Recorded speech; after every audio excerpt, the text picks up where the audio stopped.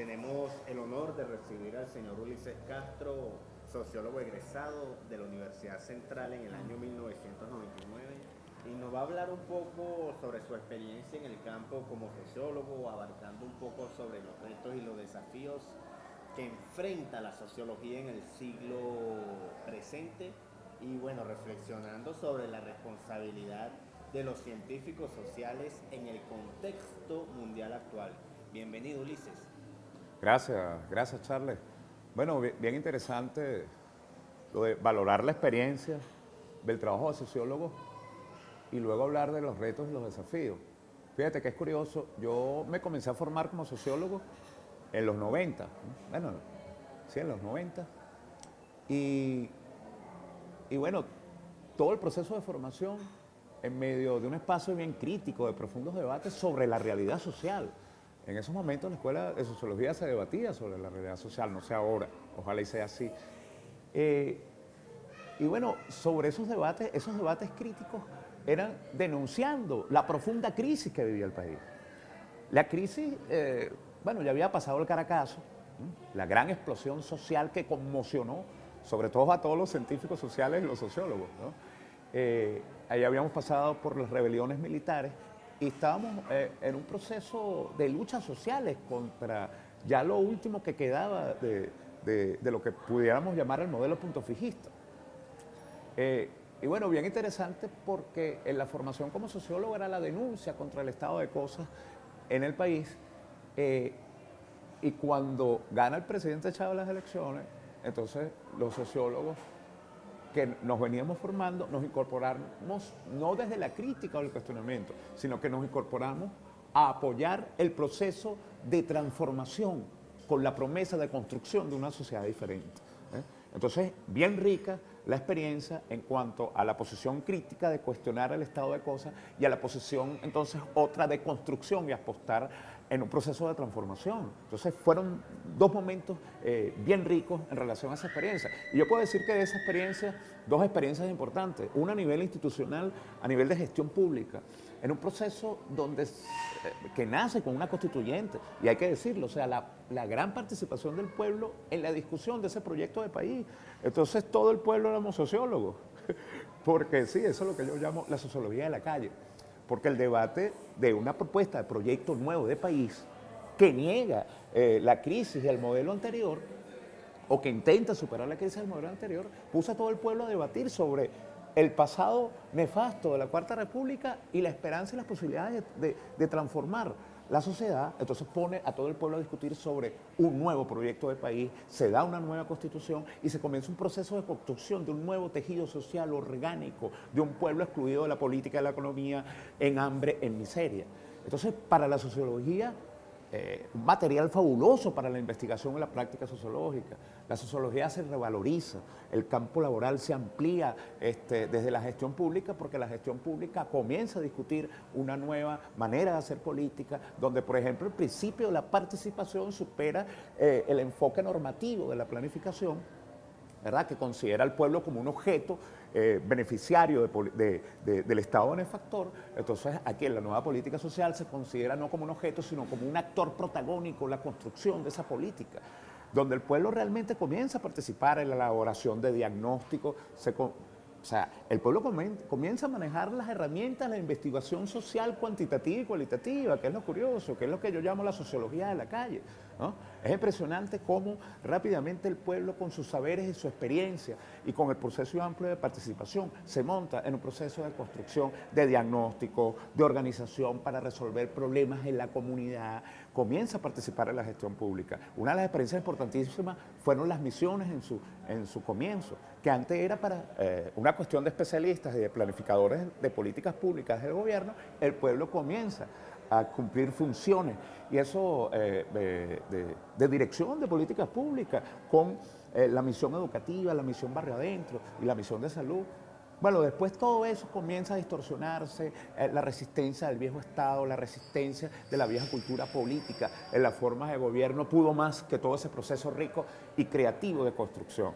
Ahora, esa experiencia me dio a mí la posibilidad de desarrollar otra experiencia del trabajo sociólogo, pero fuera de la institución y con la gente. desde las metodologías cualitativas de la investigación social, de la investigación, acción, participación, desde el enfoque de la educación liberadora. Esto es una colección que es producto o resultado de un proceso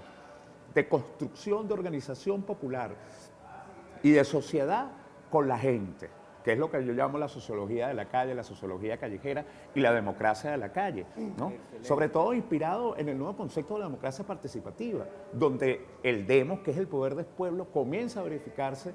como soberanía del pueblo, dirigiendo su proceso desde la localidad, desde la comunidad. Mira, aquí está una biblioteca que fue sistematizada al calor de un proceso dialógico de educación liberadora, donde los saberes y los conocimientos de la gente sistematizaron estas propuestas de bibliotecas de poder popular y de formación, que es un campo de trabajo sociológico fuera de la academia formal y fuera de la institución del Estado, construido con la gente. Entonces, bueno, son dos experiencias ahí que pudiera aportar de mi experiencia como sociólogo. Ahora, fíjense, la sociología, en el marco de los desafíos y los retos que plantea la sociedad actual,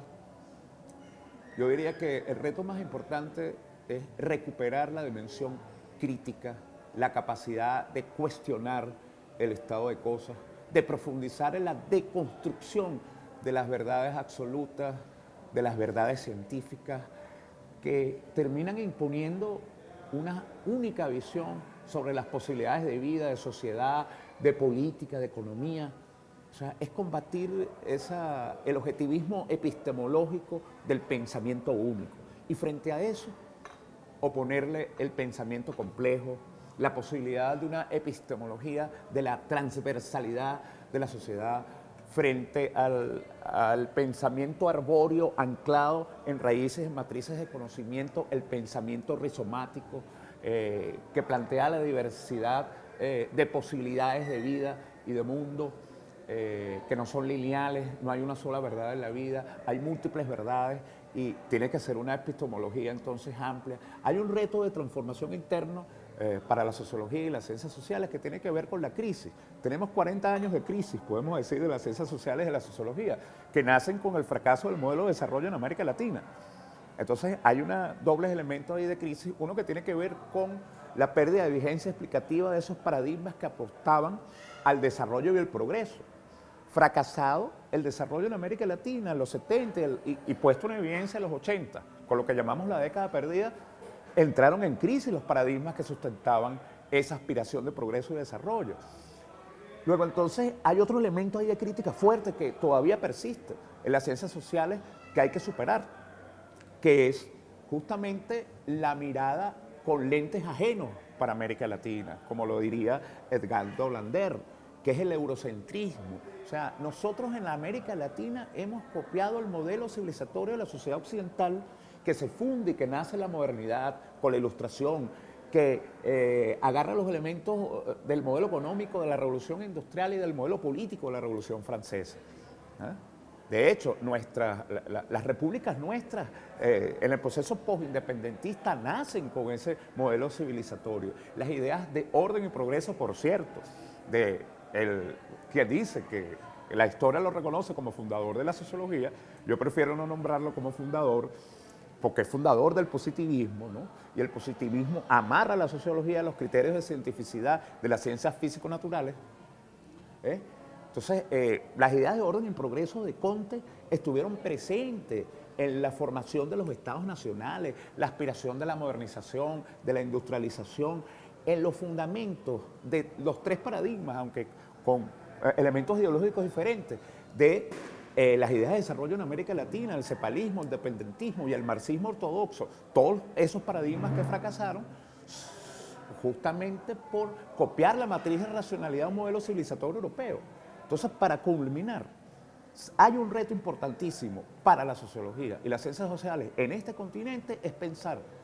América Latina, desde América Latina, para América Latina, y sobre todo en el contexto del nuevo orden mundial, donde las posibilidades de vida, de desarrollo, si podemos hablar de desarrollo, de una sociedad depende de la posibilidad de las alianzas en bloques de poder, pues América Latina debe constituirse en un bloque de poder soberano que pueda entonces relacionarse con los bloques de poder en el mundo. Y todo esto, el reto más importante y fundamental es la denuncia, la crítica y la elaboración del nivel propositivo y prospectivo frente al problema más grande de la humanidad, que es la crisis climática. La crisis climática es resultado del desarrollo perverso, depredador del modelo productivo industrial del capitalismo, que nos ha llevado a la destrucción de la naturaleza, inclusive pone en amenaza la existencia misma de la humanidad. Entonces, frente a eso, reivindicar o rescatar el componente crítico y ético, humano, profundamente humano, de la sociología y las ciencias sociales, orientado a la posibilidad de construir un mundo diferente, que preserve, y un modelo diferente, y una forma de política diferente, que se oriente en preservar la naturaleza y la humanidad, y que garantice la vida.